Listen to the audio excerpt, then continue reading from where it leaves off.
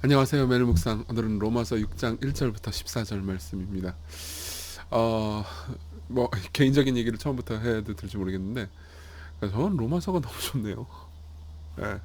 그러니까 똑같은 얘기 할 거예요. 여러분들이 묵상을 계속하면은 저거 어디서 많이 들어본 얘긴데 라는 소리를 또 듣게 될 건데 오늘도 그럴 거예요. 뭐 예화도 똑같고 뭐 맨날 똑같죠. 근데 네. 좀 기쁨이 있습니다. 여러분들도 기쁨이 있었으면 좋겠습니다. 지금 바울은 이제 지금까지 계속해서 이신칭의와 그로 인한 유익들에 대해서 좀 설명을 했어요. 오직 예수 그리스도를 믿는 믿음만으로 우리의 공로 없이 예수 그리스도의 공로가 우리의 것이 돼서 하나님께 받아들여졌습니다. 이제 우리는 하나님의 진노 아래 있지 않아요. 하나님은 우리를 사랑하십니다. 우리를 어느 정도로 사랑하시냐면 예수 그리스도를 사랑하시는 만큼이나 우리를 깊이 사랑하세요. 자, 그러면은 이 지점에서 질문이 듭니다. 어? 그러면 내가 죄를 지어도 계속 사랑하신다고요? 네. 내가 심지어 하나님을 떠나는 것 같은 제스처를 취해도 하나님께서 나를 붙잡으신다고요? 네. 그러면은 계속 죄를 저질러도 되겠네요? 내 맘대로 살아도 되겠네요? 라는 질문이 당연히 나오겠죠. 네. 그래서 이제 바울은요, 그러한 질문을 가상으로 던지고 나서, 혹시 디아트랩에 기억나시나요? 그러니까 가상의 논적을 두고 나서 이제 대화를 하는 거예요. 그 디아트랩의 방식을 사용해서 이제 논쟁을 펼칩니다. 자, 1절부터 제가 읽어드리죠. 그런즉 우리가 무슨 말을 해요? 은혜를 더하게 하려고 죄에 거하겠느냐? 누군가 물어본 거예요. 예. 그럼 은혜를, 하나님의 풍성한 은혜를 더하기 위해서 내가 죄를 더 열심히 지으면 되겠네요. 2절에 뭐라고 말합니까? 말도 안 된다. 그럴 수 없다. 이렇게 말합니다. 그럼 불가능하다. 이렇게 얘기합니다. 예. 왜요? 죄에 대해서 죽은 우리가 어찌 더 그 가운데 더 살리요? 이게 무슨 말이죠? 우리가 죄에 대해서 죽었대요. 이건 굉장히 은유적인 표현 같습니다. 근데 의미를 좀 이해하기 위해서는 좀 계속해서 읽어볼 필요가 있어요. 계속해서 바울은 이렇게 우리한테 질문을 던집니다. 너희 알지 못하느냐? 너희들이 이미 알고 있다. 이런 이야기를 해요. 자, 쭉 읽어드릴게요. 무릇 그리스도 예수 앞에서 세례를 받은 우리는 그의 죽으심과 앞에 세례를 받은 줄 알지 못하느냐? 무슨 말입니까? 이렇게 얘기하는 거야. 너는 진짜 예수님과 연합한 존재야. 네가 그리스도 안에 있다면, 예수님을 믿고 있다면 진짜 예수님이 너와 함께 하신단 말이야. 그러므로 우리가 그의 죽으심과 앞에서 세례를 받음으로 그와 함께 진짜 죽었어. 이는 아버지의 영광으로 말미암아 그리스도를 죽은 자 가운데 살리신 것 같이 우리도 또한 새 생명 가운데 행하게 하려 함이라. 너희가 옛 생명이 아니고 새로운 생명, 새로운 능력 가운데 행하게 하려고 너희들을 붙잡고 계신 거야. 너희는 완전히 새로운 신분을 가지게 됐단 말이야. 이제 이전 존재가 아니야. 만일 우리가 그의 죽으심과 같은 모양으로 연합한 자가 되었으면 또한 그의 부활과 같은 모양으로 연합한 자가 되는 거 아니야? 그렇죠? 그러니까 그리스도께서 죽으실 때 우리와 그와 함께 연합해서 죽었다면은 그분이 부활하실 때 영광스러운 것처럼 우리는 그렇게 이미 하나님께 영광스럽게 여김 받았단 말이야. 그걸 우리가 모르는 거니? 알지 못하느냐? 라고 물어보는 거죠. 그러면서 우리가 알거냐? 우리 이미 알고 있어. 우리 옛사람이 예수와 함께 십자가에 못 박힌 것은 죄의 몸이 죽어 다시는 우리가 죄에 대해서 종노릇하지 않게 하려 함이라. 무슨 말이냐? 이미 너희들은 자유야. 이미 너희들은 자유이기 때문에 더 이상 이제 죽은 사람처럼 생각하고 행동할 필요가 없어. 이렇게 얘기하는 거죠. 그러니까 생각해보세요. 계속해서 예를 한번 들어보면은 어떤 이제 길거리 거지가 있어요. 좀 끼니 걱정을 하는 거지가 있다고 합시다. 끼니 걱정을 하는 거지가, 뭐 이것도 여러분 어디서 들어본 예일 거예요. 왕의 집안에 입양됐어요. 근데 계속해서 끼니 걱정을 한다고 해보세요. 그러면은 누군가 말하지 않겠습니까? 무슨 소리야? 너 지금 정신 차려. 너 왕의 집에서 입양됐어. 지금 네가 한마디만 하면 너한테 음식을 가져다 줄 사람들이 넘쳐난단 말이야. 이렇게 얘기하지 않겠어요? 그렇죠? 이런 죽은 자가 죄에서 벗어나 의롭다 하심을 얻었습니다. 자, 이 지점에서 여러분 분명히 이런 생각 하는 사람 있을 거예요. 저기 뭐야, 무슨 소리야? 내가 아무리 기도해도 하나님 응답 안 해주시더만. 이런 생각하는 분들이 있을 거예요. 자, 그 질문도 천천히 풀어 나갈 겁니다. 우리가 6장 7장 하면서. 그러니까 너무 낙심하지 마세요. 이는 죽은 자가 죄에서 벗어나 의롭다 하심을 얻었습니다. 너희는 이미 의롭다 하심을 받았어. 너희들의 신분을 기억하려면, 너희들은 죄인이 아니야. 더 이상 신분상으로. 물론 죄를 짓지. 그렇지만 너희들은 의인이야. 이걸 기억하라고. 만일 우리가 그리스도와 함께 죽었으면 또한 그와 함께 살 줄을 믿노니 이는 그리스도께서 죽은 자 가운데 살아나셨으면 다시 죽지 아니하시고 사망이 다시 그를 주장하지 못할 줄을 알미로라. 그러니까 무슨 말입니까? 사망, 죽음이 계속해서 너희들한테 명령을 할 거야. 마치 너희들이 거지였을 때 동네 불량배가 막 거지한테 명령한단 말이에요. 그러면은 그때는 순종할 수밖에 없었죠. 그렇지만 이제 새로운 신분이 됐어요. 왕의 자녀가 됐단 말이에요. 그럼 동네 불량배가 명령할 권한이 있어요, 없어요? 없죠. 그걸 너희들이 이미 알고 있잖아. 죄가 너희들을 폭압적으로 굴지만 죄에 의해서 죽지 마. 죄의 명령을 듣지 말라고. 더 이상 그는 너에게 명령을 할 권한이 없어. 그가 죽으시면 죄에 대해서 단번에 죽으시며 그가 살아계시면 하나님에 대해서 살아계심이니 이처럼 너희도 너희 자신을 죄에 대해서는 죽은 자요. 무슨 말입니까? 죄가 너희들에게 명령하는 것을 들을 어떤 이유도 없다라는 것을 깨닫고 그걸 거부해라. 그리스도 예수 안에서 하나님께 대해서는 살아있는 자로 여길지어다. 스스로를 그렇게 여기라는 거예요. 그러므로 너희는 죄가 너희 죽을 몸을 지배하지 못하게 하여 몸의 사욕에 순종하지 말고 또한 너희 지체를 불의의 무기로 죄에게 내주지 말고 오직 너희 자신을 죽은 자 가운데서 다시 살아난 자 같이 하나님께 드리며 너희 지체를 의의 무기로 하나님께 드리라. 무슨 말입니까? 이제 아버지의 말을 들어라. 왕의 말을 들어라. 이제 동네 불량배의 말을 듣지 말아라. 그들은 너희에게 권한이 없다. 이제 왕의 사랑스러운 명령과 그 따뜻한 인도를 받아서 새로운 삶을 살아라. 너희들의 신분은 이제 왕의 자녀이기 때문이다. 그러면서 이렇게 얘기하는 거예요. 너희들은 은혜 아래에 있다. 죄가 너희를 주장하지 못하려. 그 동네 불량배가 너희들을 다스리는 권세가 아니다. 너희들은 이제 율법 아래 있지 않고 은혜 아래에 있다. 이렇게 이야기를 하는 거죠. 자, 대강의 개념은 이해하셨을 거예요. 근데 좀 적용을 하면서 좀 더 구체적으로 이해를 해봅시다. 첫 번째입니다. 자유의 신분을 다시 한번 묵상하는 겁니다.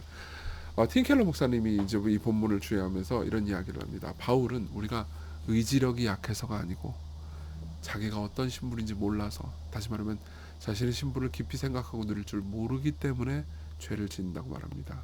이 예를 한번 들어보도록 하죠. 여러분들이 링컨 대통령은 다 아실 거예요. 링컨 대통령이 노예를 해방했죠, 미국에서. 1863년 1월 1일 오후 2시에 링컨은 노예 해방 선언에 서명하고 공포를 했어요. 내용은 뭐냐면 1836년 1월 1일로 미 합중국에 대해서 반란 상태에 있는 주 또는 어떤 주의 특정 지역에서 노예로 예속되어 있는 모든 이들은 영원히 자유의 몸이 될 것이다. 육해군 당국을 포함한 미국 행정부는 그들의 자유를 인정하고 지킬 것이며 그들이 진정한 자유를 얻고자 노력하는데 어떠한 제한도 가하지 않을 것이다. 끝. period. 그죠? 자, 그럼 뭐죠? 그 다음부터는 이제 영원한 자유인 겁니다. 근데도 불구하고 이 남부하고 북부하고 싸운 건데, 이제 북부는 바로 노예 해방이 다 됐어요. 남부는 노예 중에서 이 사실을 아예 모르는 사람들이 많았어요. 예. 이 사실을 남부의 농장주들이, 주인들이 이제 알리지 않고 숨기기도 했고요. 안다 하더라도, 들었다 하더라도 내 삶에 별거 있겠어? 그러면서 실질적으로 노예가 해방되는 데는 꽤나 시간이 걸렸습니다. 자, 바울은요, 지금 우리가 이와 같다는 거예요. 예수 그리스도께서 여러분들의 주인이 되십니다. 그리스도께서 여러분들이 예수 그리스도를 믿는 순간 죄가 여러분들을 지배하는 게 아니고 그리스도가 여러분들을 지배합니다. 근데 우리는요, 여전히 죄가 우리의 주인인 것처럼 생각하고 행동하는 거죠. 그리스도께서 십자가에 못 박혀 죽으셨을 때 죄는 우리와 함께 죽었는데요. 예. 보십시오. 예를 한번 들자면요, 여러분 이런 상황을 가정할 수 있을 거예요. 중독을 한번 생각해봅시다. 중독. 알코올 중독자나 약물 중독자들 상담을 해보잖아요. 뭐 성 중독자들 상담을 해보잖아요. 그러면은 빠져나오고 싶어해요. 알코올 중독 때문에 자신의 인생을 망쳤고, 도박 중독 때문에 자신의 인생을 망쳤고, 그리고 가족들도 망쳐버렸고, 여기서 나와서 새 삶을 살고 싶어합니다. 근데 한편으로는 그렇지만 또 다른 한편으로 도박이 너무 좋아, 알코올이 너무 좋아. 이게 문제죠. 예. 근데 보세요. 이걸 끊어버리고 새 삶을 살고 싶냐? 그러면은 살고 싶다고 말해요, 다. 근데 또 도박이 좋냐? 그럼 또 도박이 좋아. 자, 신자가 이런 상태에 있다는 겁니다. 예. 그때 여러분들을 힘있게 할 수 있는 능력이 뭡니까? 보세요. 예수 그리스도께서 여러분들을 위해서 속박당하셨습니다. 십자가를 생각하세요. 절대로운 자유로운 분이요. 보세요. 십자가를 보면은 양손과 발이 못 박히잖아요. 예. 여러분 감옥에 가면 자유를 잃는 거죠. 감옥 중에서도 독방으로 들어가면 더 자유를 잃는 겁니다. 그렇죠? 그리고 그 독방에서 못 박혔다고 해보세요. 움직일 수가 없어요. 숨 쉴 자유도 없어요. 완전히 자유를 잃어버린 것, 그게 바로 십자가예요. 예수님께서요, 우리를 죄로부터 자유롭게 하기 위해서 그분이 그 정도의 속박을 경험하셨습니다. 그리고 말씀하시는 거죠. 내가 너를 위해서, 이정규를 위해서 이 정도의 속박을 경험했다. 내가 너를 이렇게 대한다. 너를 폭압으로 다스리지 않는다. 너를 변화시키기 위해서 내가 너를 이렇게 사랑했다. 그럼요, 우리는요, 우리 자신이 존엄하다는 것을 깨닫게 됩니다. 우리 신분을 다시 한번 생각할 수 있게 돼요. 맞아, 나는 더 이상 알코올 중독자로 삶을 살면 안 돼. 죄를 좋아하는 삶을 살면 안 돼. 그분이 나를 위해서 모든 것을 버렸어. 나는 이제 존엄한 존재야. 그죠? 그럼 다시 죄의 시궁창으로 들어가지 않을 수 있게 되는 거죠. 짧은 시간 안에 이 모든 이야기를 하기 때문에 더 많은 설명을 해주고 싶은데 할 수가 없습니다. 근데 여러분들이 어느 정도 이해했을 거라고 생각합니다. 그리고 여러분들이 기도하면서 이 진리를 다시 한번 깊이 묵상해 보셨으면 좋겠습니다. 우리 진정한 신부를 다시 한번 생각하게 해주시고, 자유자인데도 불구하고 죄의 노예처럼 살지 않도록 저를 지켜달라고, 그리고 우리의 자유를 위해서 십자가에 달리신 예수님, 당신의 은혜 안에서 기쁨으로 살게 해달라고 우리 같이 기도합시다.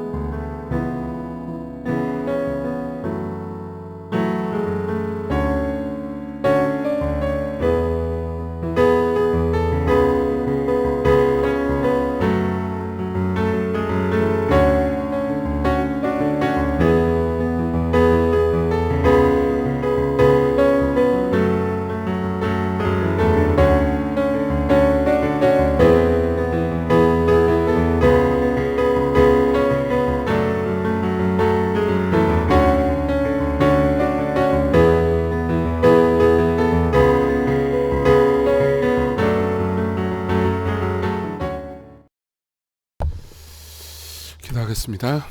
하나님 아버지, 우리를 자유케 하시기 위해서 하나님의 아들을 인간의 몸으로 또 고통스러운 십자가로 보내심으로 속박하게 하심을 생각합니다.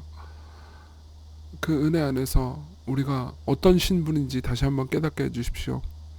우리 자신의 정체성을 다시 한번 되돌아보고 우리가 죄를 더럽고 불결하게 여기게 하시며 죄의 중독 상태에서 해방될 수 있게 해주십시오. 예수님 이름으로 기도했습니다. 아멘. 네, 은혜 안에서 오늘도 기쁜 하루 되셨으면 좋겠습니다.